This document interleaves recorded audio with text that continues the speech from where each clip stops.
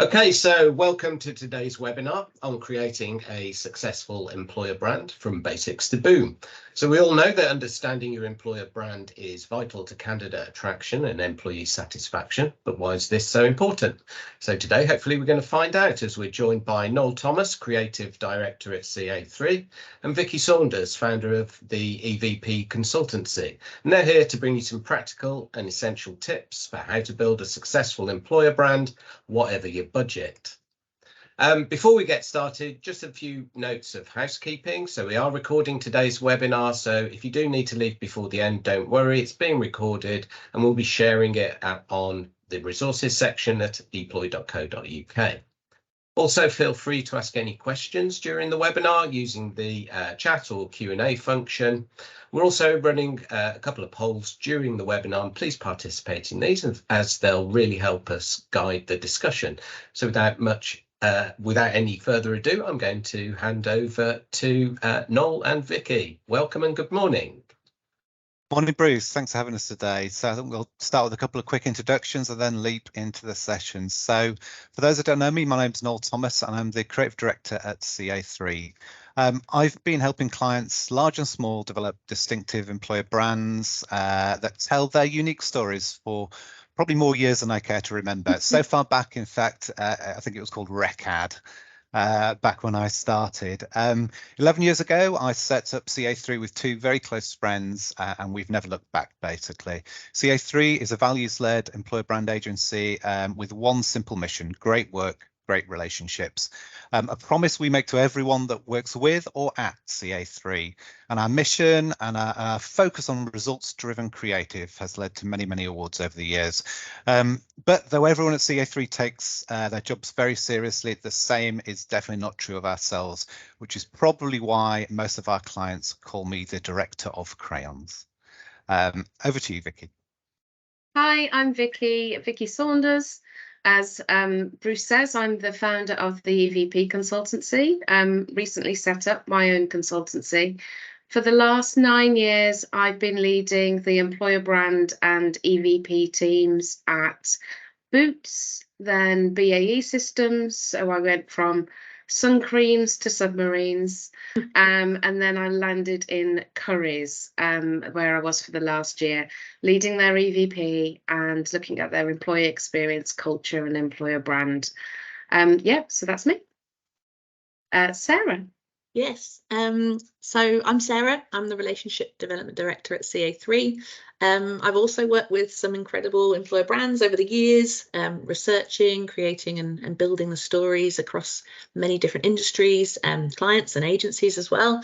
I now look after sales and marketing at CA3. And I'll be on the chat today to answer any questions throughout the webinar. So feel free to just drop in any questions you have throughout the hour. And then if you have a question for Vicki or Noel, I can pick it up and we can answer them towards the end of the session. So yeah, please feel free to ask anything you want to throughout our webinar today. So to start things off, we thought we'd do a quick poll just to see where we're all at, because it always helps to know who we're talking with. I think we're going to share the poll now. And the question is, if you can see the poll, there we go. Hopefully everyone can see that. How strong do you feel your employer brand is right now? So please feel free just to answer that question. It might be that you think it's extremely strong and you don't need to do anything differently, or maybe it's very, very weak and you couldn't even tell what your employer brand actually is, or maybe it's something in the middle. But it'd be really great to gauge what you all think, and then we can have a look at everyone's answers, which I think would be really, really interesting. Good to see. So I'll hand over to Noel and Vicki, and they can have a look at some of your answers and we can crack on with the webinar. Thanks, Sarah. I'm only seeing 4 responses at the moment. Is that right? I've got 34 so far. Oh, right. Sorry. Maybe my screen's not updating. I think you have to answer it yourself. So most people we've got 32% okay, we've got an employer brand, but we're not measuring effectiveness, so it's hard to tell. And then into weak as well, so they get by okay and have tried a few things, but have a long way to go. So I I guess that's why you're here today. You're in the right place Yeah, to chat with Noel and Vicki. Absolutely. Yeah. Brilliant. It is. Yes, thank you. That's so I had No 4 worries. responses. I was like, oh no, we've asked people to get involved in a poll and no one wants to. No, they're all y- participating. Thanks. Yeah, I've got 37 there. Fantastic. Yeah, so Great. that is exactly why we're here today, really, is to hopefully give those who are, you know, let's say new to employer branding and where to go, some insight and real things they can put into practice. And maybe those who have you know, that employer brand in place in certain areas, how we can help you be more consistent, more successful, certainly. I think a great place for us to start really is really to cover off why an employer brand is so important at the moment, and an even better place, I guess, Vicki, is maybe for us to cover off what is an employer brand as far as we see it. Yeah, should we start right back at the Yeah. beginning? So I have this little pet analogy where I explain what the difference is between EVP, employer brand, and recruitment marketing. It's helped me over the years loads when I'm trying to explain to stakeholders within organizations who don't quite get the difference between the three, and actually sometimes use the words interchangeably, but they do play quite different roles. So the first part is that I talk about Mars bars. So I'm sure most of you, if not all of you, 95% of the UK population has tried a Mars bar at some point in time. So I'm sure you probably know what I'm talking about. So if you think about a naked Mars bar, one that doesn't have its wrapper on, that's that lovely caramel, milk chocolate, nougat. Sorry, it's 11 o'clock. I'm going to make you really hungry now. That is your EVP. That's what you get in exchange for your 90p pound, whatever it's going to be by the time the cost of living crisis finishes. That's the same as the EVP. It's the give and the get, isn't it, Noel? So it's what you get in exchange for working for the organisation. And then when you put a wrapper on it, so you've got that black wrapper with the red writing, you give it a personality, you give it an identity. That is when that's your employer brand. That's when you are creating latent desire and you're building perception about what it's like to work for you, so that when you do have vacancies, people are already warmed up to understanding a little bit about your organisation and hopefully, you know, be feeling warm about wanting to work there. Then lastly, if you go into Sainsbury's, Asda, whichever supermarket's your favourite, and you're standing at the chocolate counter and you've got your crunches and your bounties and everything else competing with the Mars, right? That's like job boards. That's when we're trying to shift loads of Mars bars. You know, we're trying to sell vacancies, in effect, up against other talent competitors. And that's when Mars will be there, probably with some point of sale material that goes, you know, promotion code on pack, win a, you know, holiday to Barbados. That's recruitment marketing. That's when you need to use recruitment marketing to shift vacancies. So EVP is the give and the get. Employer branding is the wrapper. That's the identity and the personality you've given it. And recruitment marketing is when you want to fill loads of vacancies or just a few vacancies, but you've got actual open vacancies to fill. That's recruitment marketing. I think that's brilliantly understandable there. And I think from my perspective, we think about that Mars bar wrapper. This is the consistency, you know, for me with an employer brand. And I think in today's session, Vicki and I are going to both come in from slightly different angles. Myself from the creative branding side, Vicki from the corporate and internal side. And for me, that Mars bar wrapper, you instantly recognize it. You instantly know what you're going to get. It's consistent, it's compelling, you know, and ultimately for me, that's where your employer brand shines, is in helping you communicate your EVP, you know, the soft, sweet center to the right talent out there, definitely. Yeah. Lovely. So the importance of an employer brand, you know, why is it important to have good employer brand awareness at the moment, Vicki? I mean, obviously we all know that, I hate to use the phrase the war on talent, but it always seems that finding great people is a challenge. But beyond that, why is having good employer brand awareness? Yeah, I think it's absolutely critical in the market right now. Talent competitors and the whole market is really fierce, isn't it? The competition is absolutely rife. But I think some of the key business benefits that make the case for an employer brand Sometimes I think we're not that great at articulating those within HR, you know. So the obvious one is around attraction. It's around building that latent desire for you as an employer, as we've already talked about.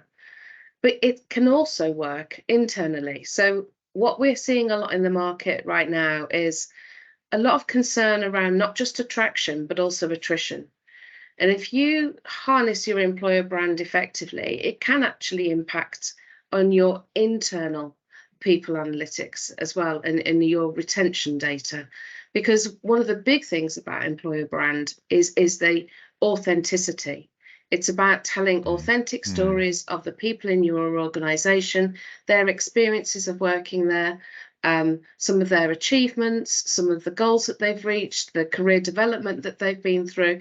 And all of that plays beautifully to telling a story internally as well, and driving internal mobility as well as external attraction.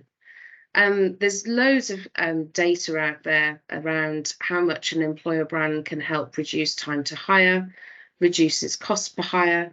There's emerging data, but you know, it was quite hard a couple of years ago when I first tried this at Boots to start trying to measure quality of hire.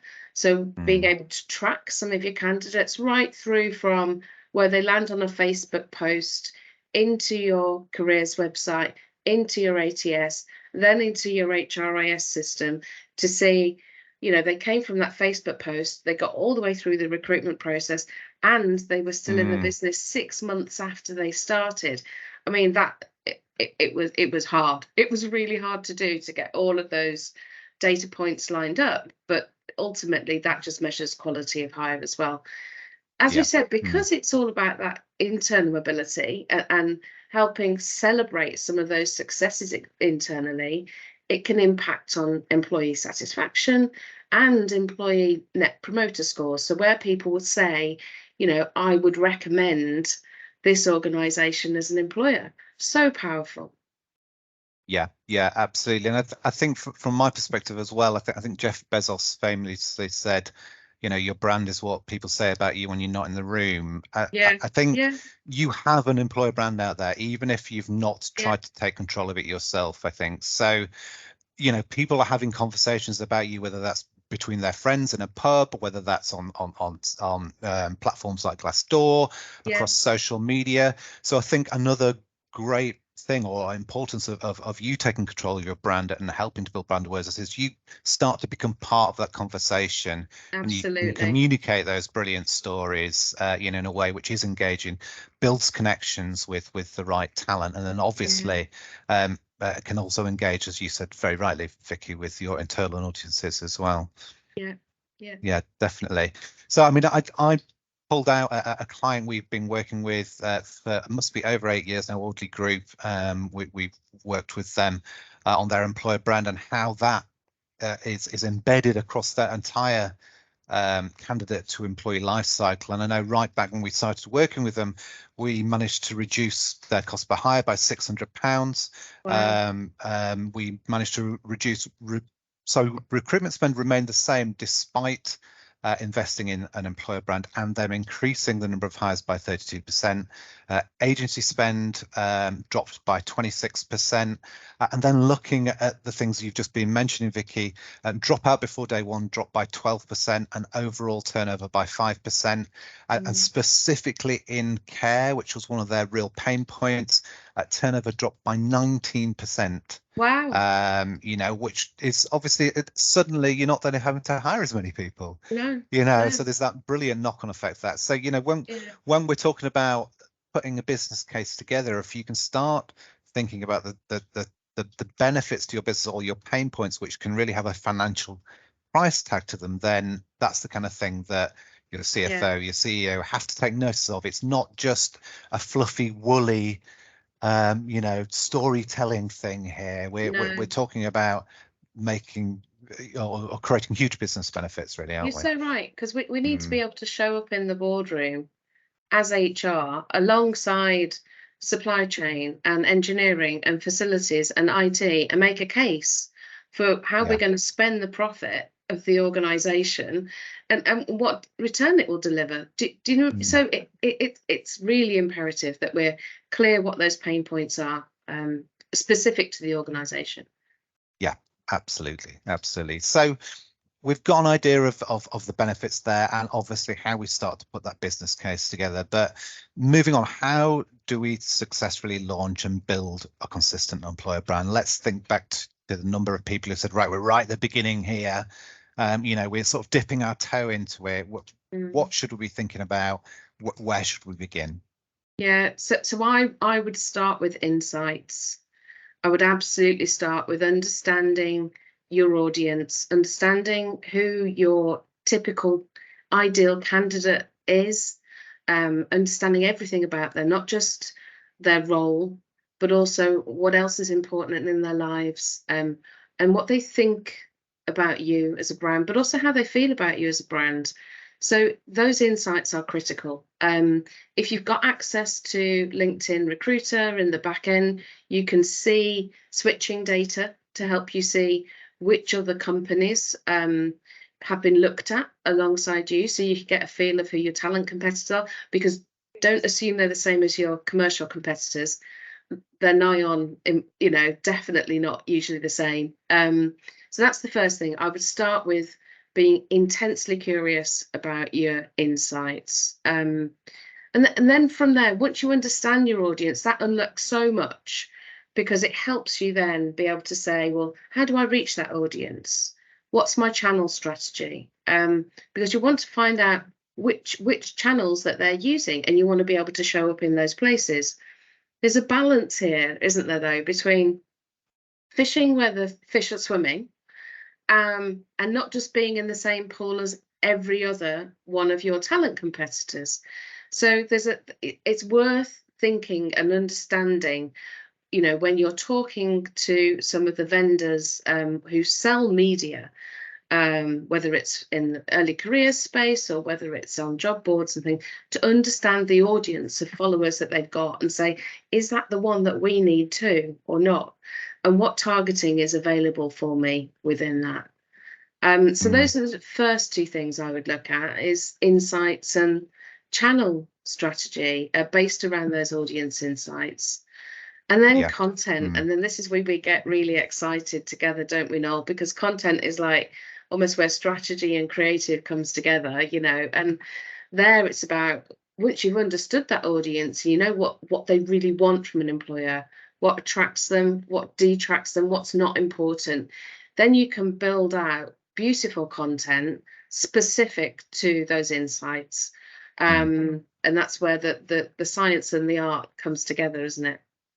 Yeah, absolutely. And I think, so going back to your first point there about insight on not only the candidate, but obviously the role and the people within your organization. So if you have taken the time to develop an EVP, chances are you've spoken to hundreds, if not thousands of people within your organization to get an understanding of not only why they love working for you, but also what kind of messages resonate with them as well. I mean, it's a key thing that we try and do in every employer brand and EVP development we're doing. It is testing the pillars of our EVP and seeing which ones resonate with which audiences, because it means that when you're starting then to create your employer brand and push out the messages, that this particular message is going to resonate with this type of person and this message with that type of person. And the more insight you can get on that, the better, as you have absolutely said. And we're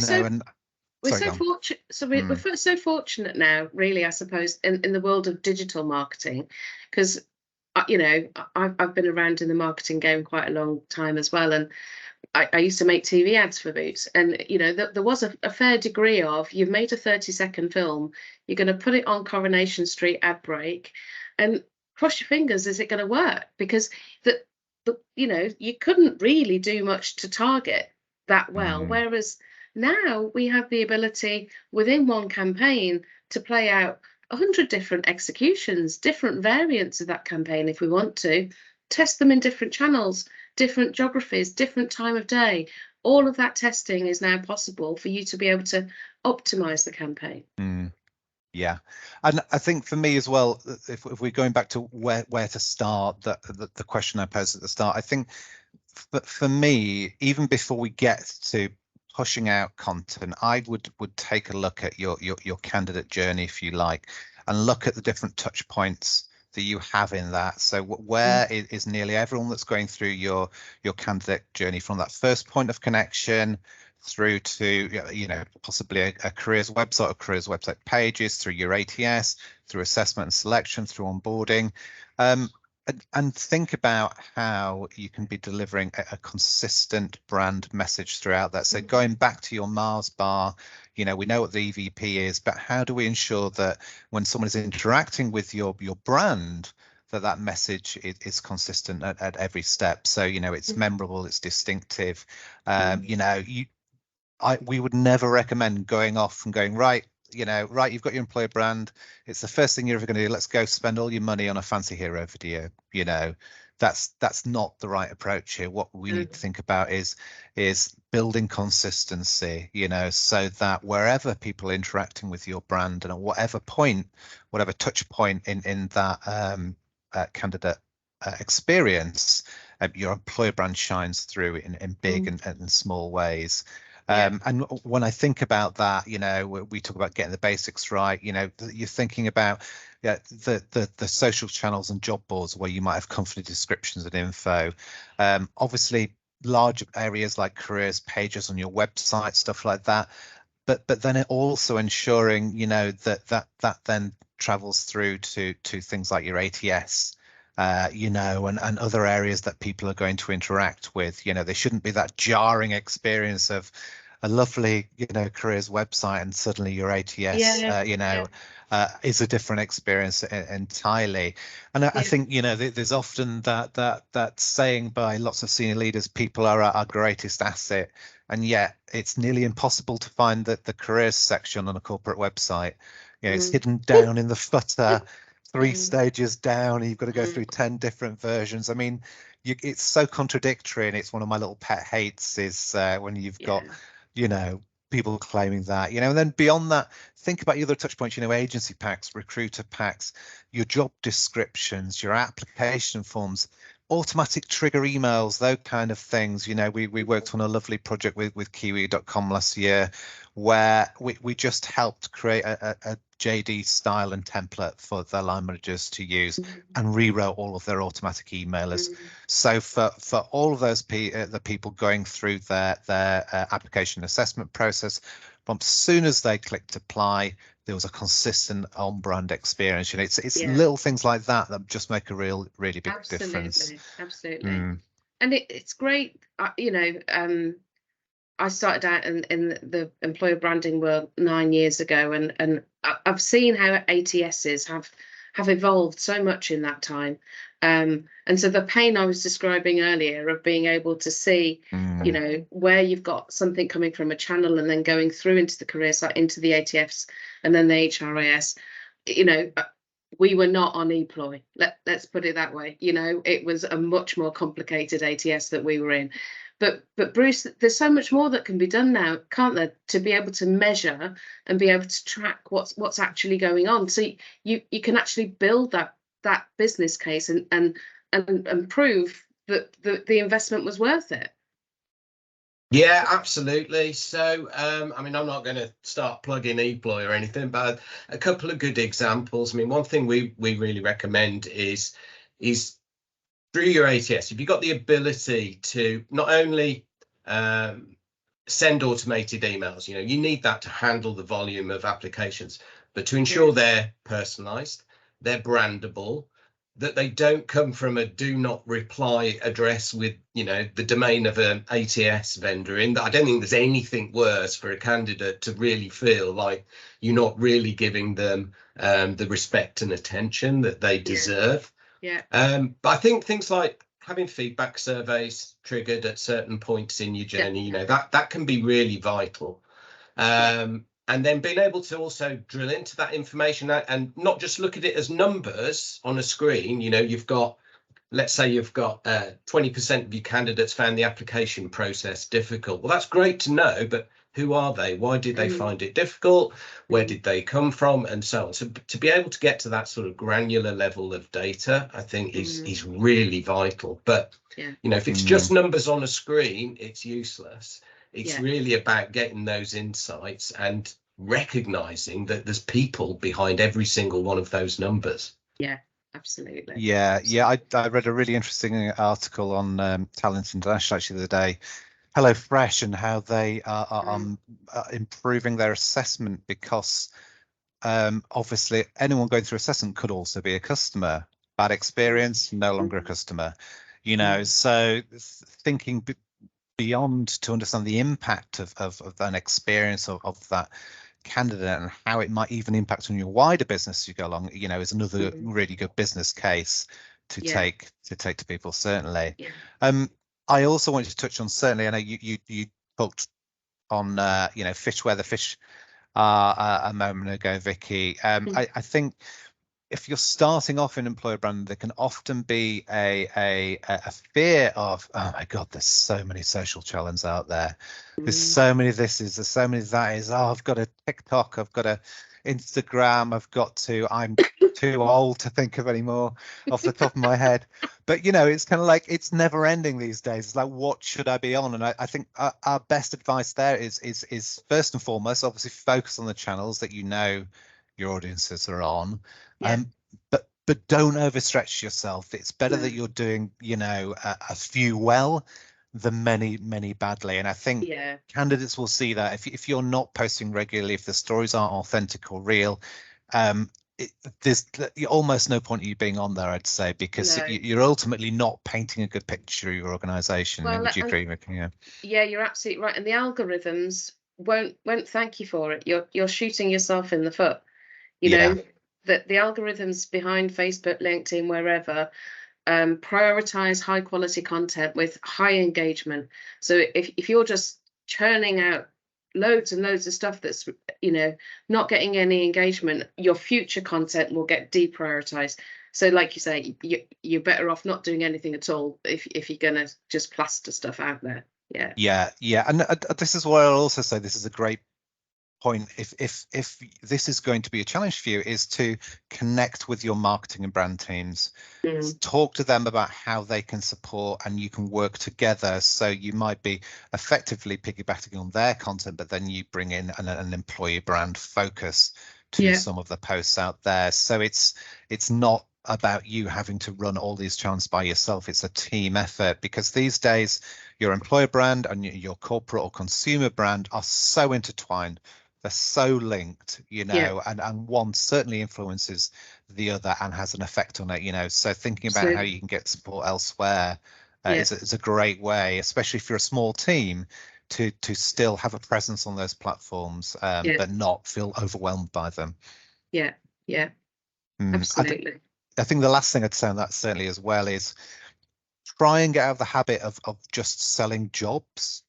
You know, I think if you think about the content and websites that you engage with most often in your life, it's very unlikely that they're trying to sell their products to you. So like Vicki was saying, you know, your point of sale, here's a job, here's a job, here's a job.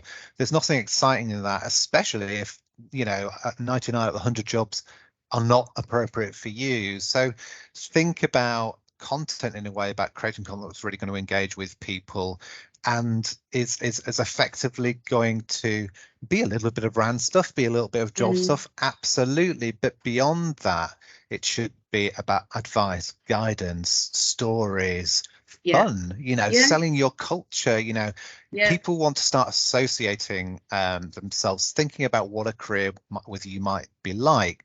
And a job ad isn't going to do that. So how can we open up their minds to what working for you is like? Yeah, because I mean, the latest data I saw was that less than 3% of the market are actively looking for a job at any point in time. So your employer branding needs to be thinking, well, you know, these are passive candidates. You know, I've got these niche roles, hard to fills. And I need to appeal to 97% of the audience are passive. So you need to be showing up in places that aren't actually just the job boards. They do a great job, but they are for active candidates. So a little thing I did years ago, I used to look after Sultan brand advertising, and we did this work thinking through the journey a customer goes to making a sun cream decision. And we ended up doing a partnership with Fitness First, you know, the chain of gyms. And we put little stickers on the mirrors in the gyms advertising Sultan, because that was the place that people were thinking about going on holiday in the future. Do you know what I mean? Yeah. Similarly, the stuff that you see on the tube or you see on the bus, it's often quite related to commuting or going somewhere or travel, you know. So I think it's about really thinking, where are my potential candidates, the passive ones? Where are they? And I can show up a little bit, oh, where have you come from? Talking to me about working for you. So something I quite like. Has anyone used like Strava? You know, those kind of running apps, that kind of thing. They've started putting ads in the middle of those now. That's called an interstitial. That's between the performance data and before it then, but when it's recording you and then before you get your results, it flashes up an ad. Now, that's a really cool place if you're someone who wants to tap into a market who's you know that your candidates are into fitness, you know, younger demographic, etc., etc. That would be the kind of place I'd show up with an employer brand message, you know, just to cut through.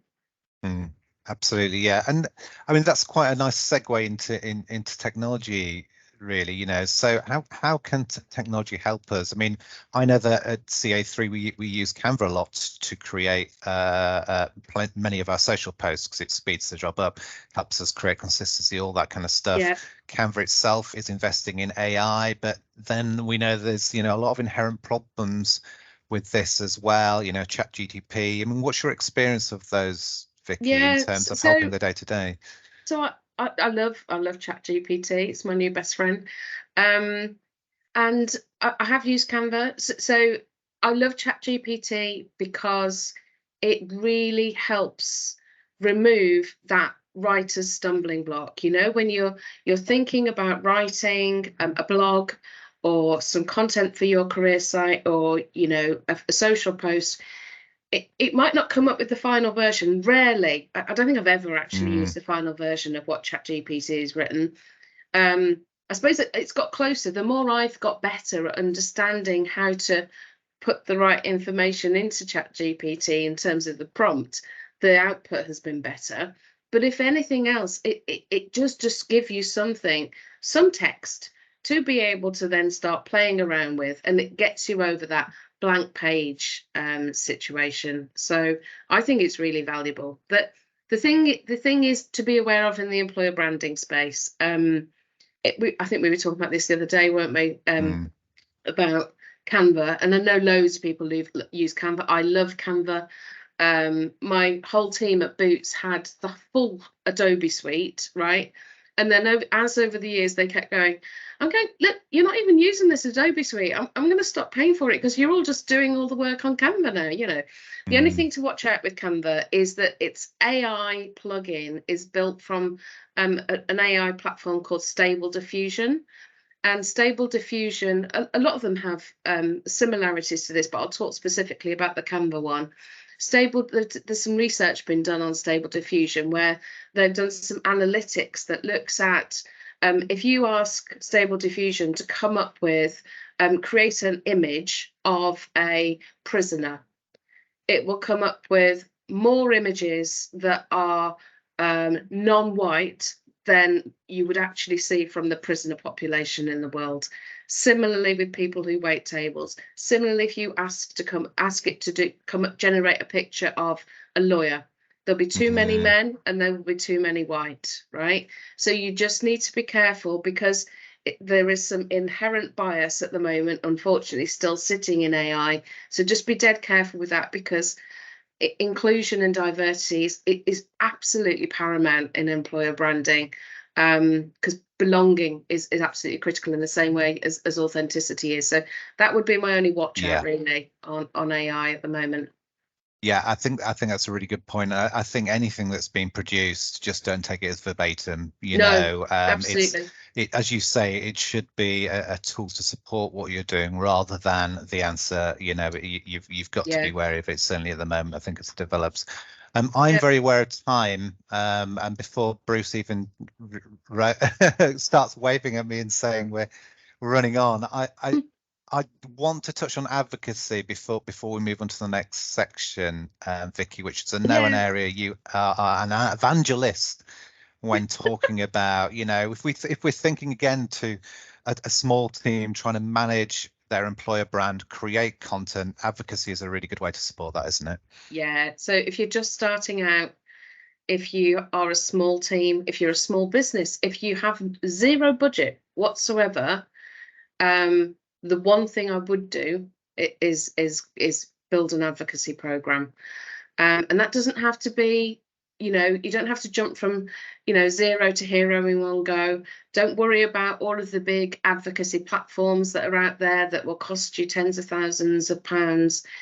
Just keep it simple. So I would identify some people in your organization who are already active on social, they're already publishing their own content, and ask them to join a community with you to be able to advocate for you and talk about, your EVP, what it's like to work in your organization.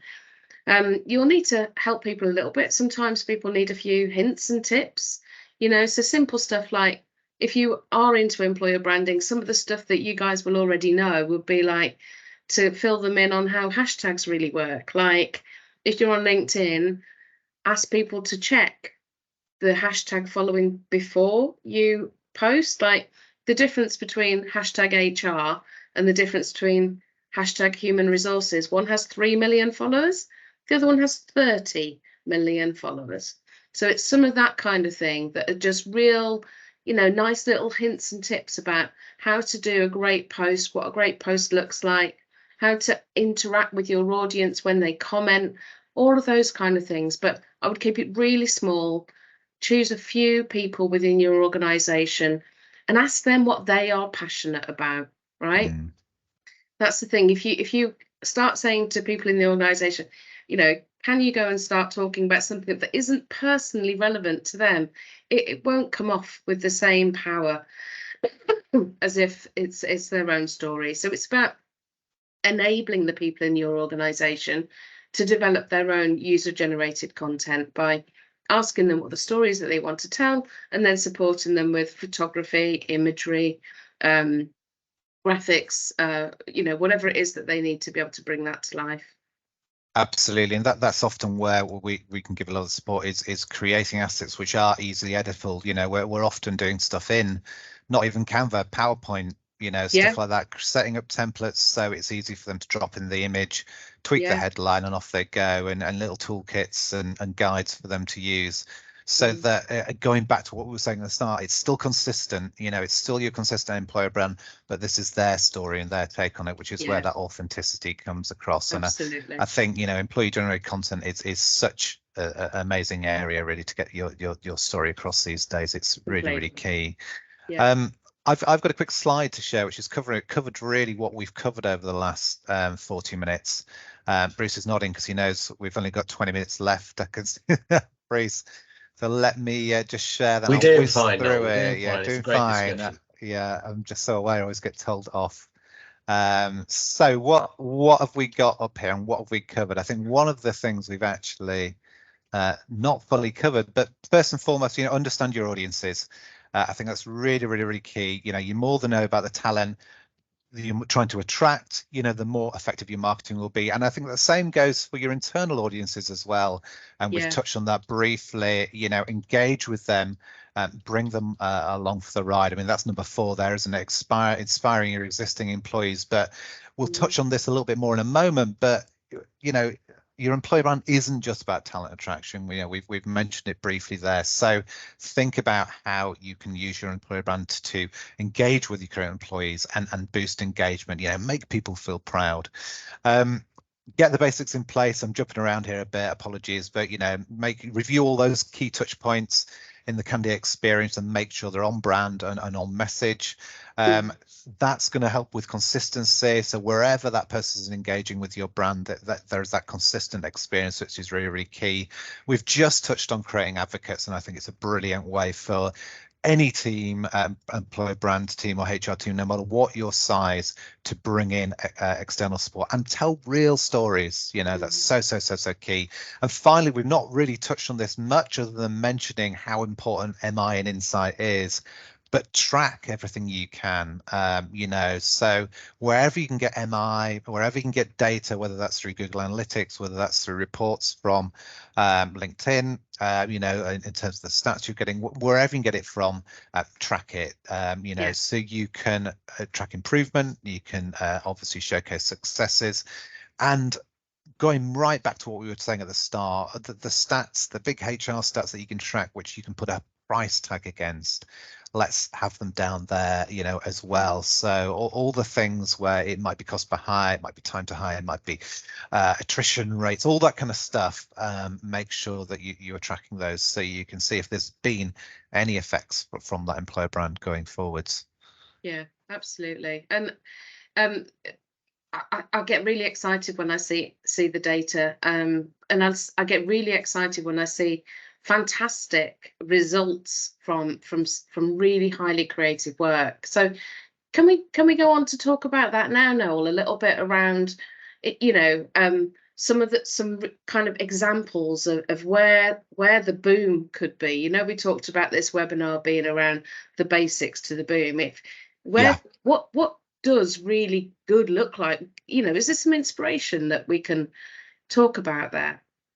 Absolutely. I think before we jump into, and you know, Vicki and I have been discussing some of the projects that we've seen and worked on over the years that have really inspired us.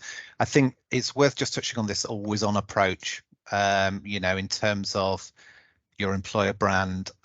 It's no good to you know, run a big video, that's it, I'm done for the year, pack up, you know, stuff and go back to your day job, and that's it. You know, ultimately you need to develop a content marketing plan, ultimately, you know, something that is a mix of brand and employee generated content, you know, advocacy stuff, as we've just, you know, a mix of organic, owned, promotion, and like we were saying before, you know, not about selling a job, advice, culture, stories, fun, you know, ultimately everything that's really going to help you communicate. Because if you think about all of the touch points, all the channels, you know, that people are interacting with, ensuring that ultimately that there's always content from you for them to interact with, so they can start to build a better and better picture of what you are like as an organization, and ultimately why they should join. And then we've got beyond, you know, beyond talent attraction. Vicki, you touched on internal engagement, but there's a lot the employer brand can do in those areas, isn't there? Absolutely. Fantastic. So should we go through a couple of our top picks? Oh yes. Of what we like. I think I have to say I've been a little bit biased, and I have picked two things that CA3 has produced, but hopefully they're really good examples of what we've been talking about, really practicing, I would say, what we've been preaching, I guess, ultimately here. And I'd like to show you a video for the first one, if I may. So please wave frantically, the people that can see, if the video sound can't be heard.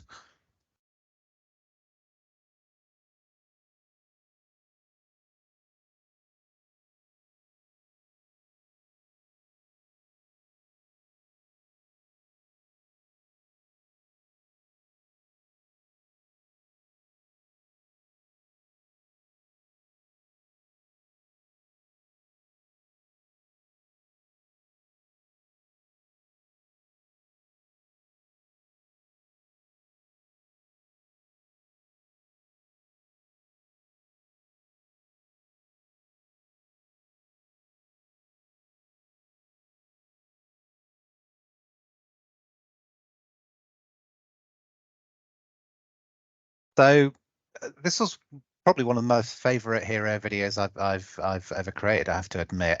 But the reason I've picked this as one of my examples, and actually the employer brand we developed for Smart Energy, is not because of that fantastic hero video. It's actually because of the way we approached the entire employer brand. Smart Energy were a small organization, still are a relatively small organization. We started working with them, there were less than 600 people. They were a growing brand though. They were taking on some of the big energy producers in the world ultimately, and they have a let's say farm to fork is the best way I can do it. You know, they work with independent, renewable and sustainable generators, and then fix them up with big businesses who want to know exactly where their electricity has come from. You know, they trade their electricity and give them a decent price for it ultimately.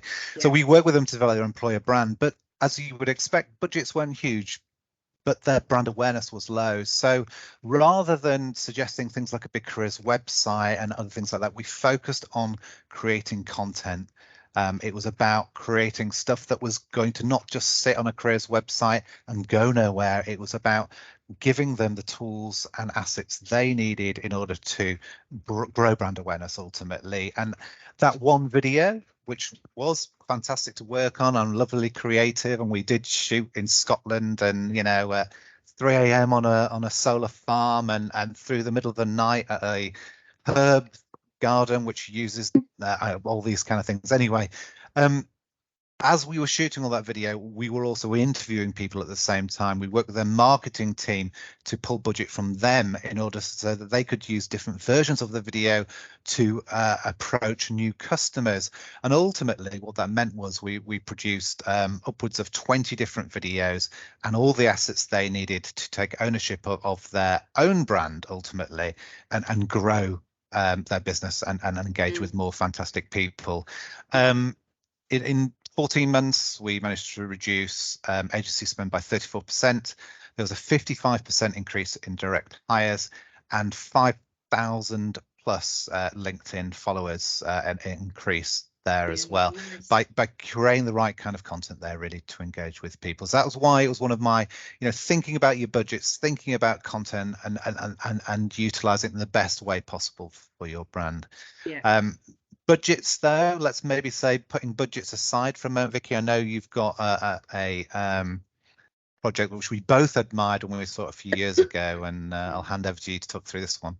Yeah, so I love this piece of work. So to me, having come from a consumer marketing world and then come over to employer branding, this reminds me of the kind of stuff that Red Bull was doing like 20 years ago, you know, more experiential. So this is from the AA. They did this in 2019, and they came up with this idea to work with Ant Middleton, who's the guy from SAS, Who Dares Wins. And they got 6 of their employees to take part, volunteers, obviously, and force the employees, you know, to take part in 10 challenges over 24 hours. And they live streamed it across YouTube, across Facebook, across loads of other channels, and the general public could then interact with what was happening on the feeds, and they could then award points not just on how well one of them had completed a task versus another, but actually how well they had lived the values of the company, their 4 values of the company, and it had absolutely massive impact. I mean, it had 2.3 million views on YouTube, 1.25 million reach on Facebook. Their dwell time, though, I mean, their normal dwell time on Facebook was 4 seconds, right, to watch a small little film. 19 minutes people were watching this stuff for, and their applications went through the roof. The other thing I loved to see, though, as well, was the traffic it drove to their career site. So they got 230,000 visits to their career site in the 24 hours that this program was going on. I mean, it's just dazzling, you know. So it's an innovative idea. It invited participation. The lady over on the left is a girl called, in the mirror, you can't see her very well, a girl called Laura was the one that won. And there were girls applying for the apprenticeship scheme for the AA, saying that they had applied because they saw Laura had won this this challenge. You know, it's really powerful stuff that I think it's. I wish it was mine. I wish it was on my CV. It isn't. But well done to the team at the AA who did it. Yeah. Amazing work. Yeah, it was a lovely piece of work. Now I'm looking at time, and I don't think we've got time to talk through the DHL thing, which was a lovely campaign. Vicky, I know you it was one you liked as well. Yeah, loved it.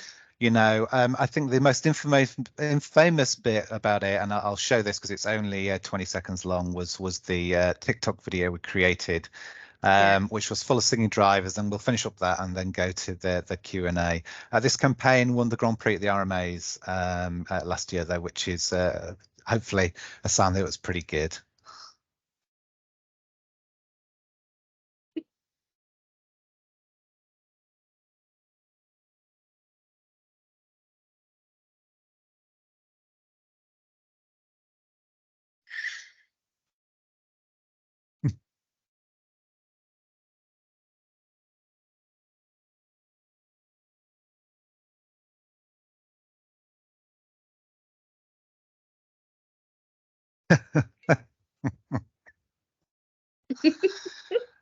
They Valentin at the end there, forgetting the words for his starring moment. Clearly doesn't know the words. Yeah, 174,000 views on TikTok. A channel DHL had never been on before. But going right back to the start, we talk about insight in the audience.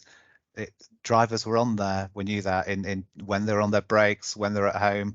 So another insight to the talent, really good. Right. I know we need to go to Q&A, so I'm going to stop yabbering on, and I will just close down the share so we can see everyone.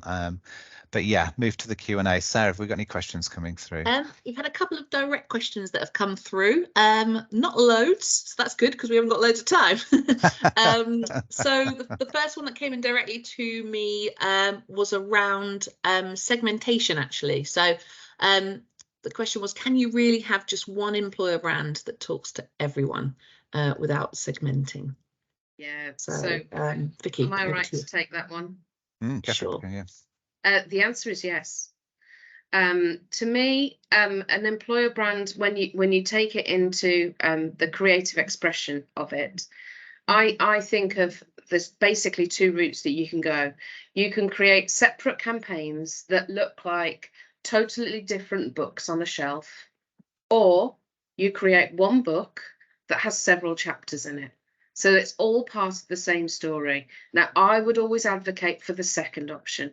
So you may well have defined audiences that you need to attract with your employer brand. You should absolutely understand the differences between their audiences and look at your EVP and look at what's important to each of them to dial that up through your employer brand content and messaging. But absolutely, it is possible to have one employer brand, but think of them as being like different chapters of the same book rather than different books on the shelf.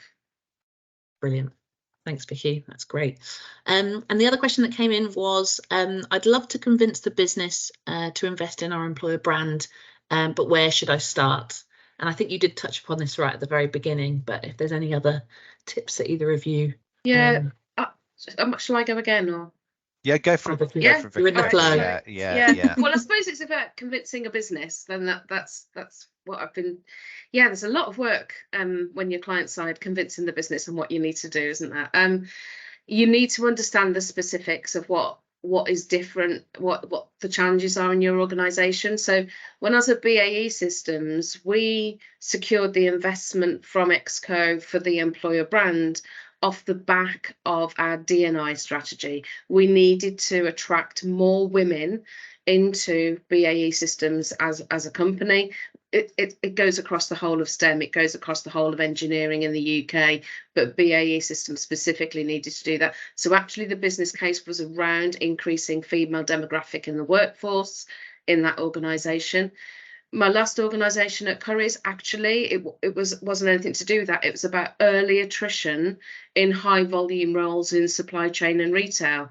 So it's about understanding the cost of the bit to the business of those two things, those two issues or problems, and then being able to quantify what the impact will be for being able to address them. Yeah, and I think, unfortunately, you know, my love of the creativeness of employer brands. Often it has to start with the boring financials and the pain points, and this is the business reason why it's required. Yeah. And then you can get onto the more fun stuff. Yeah. Brilliant. And actually, someone's just drawn my attention to the Q&A, where we do actually have 2 other questions.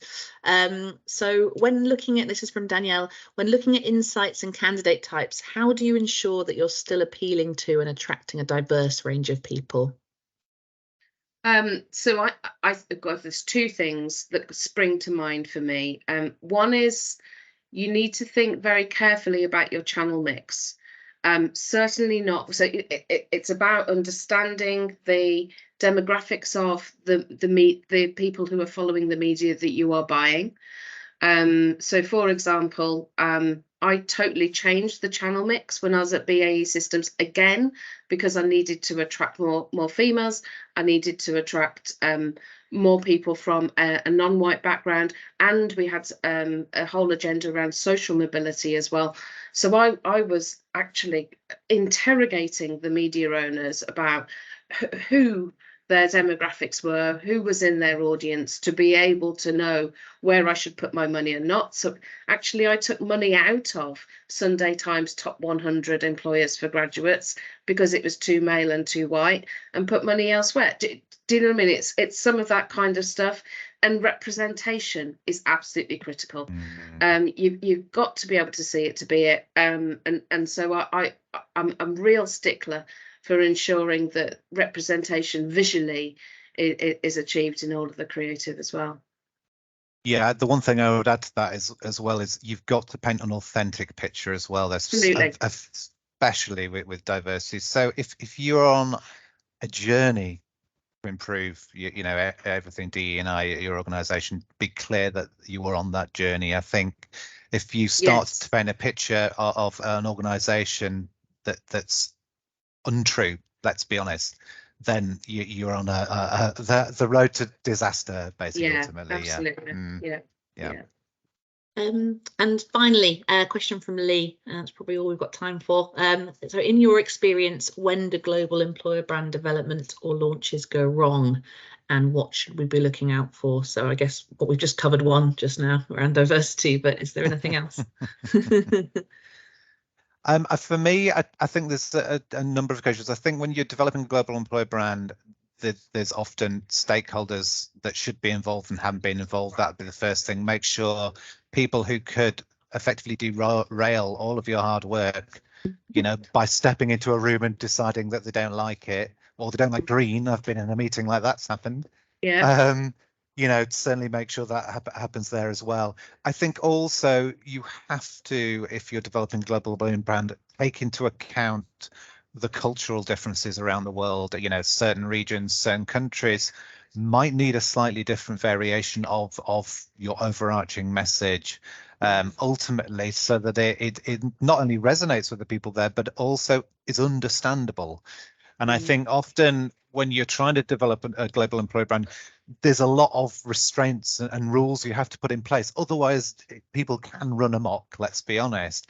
But with that needs to become an understanding that you know, in order for your brand to be effective, it still has to be understandable and resonate. So I think this has to be that little bit of shift and move in order to accommodate that. Is there anything you'd add, Vicki? Yeah, I would actually test it before you launch it. I would validate it, because it's actually quite easy to get wrong, because you've got so many variables, so many cultures, so many different geographies.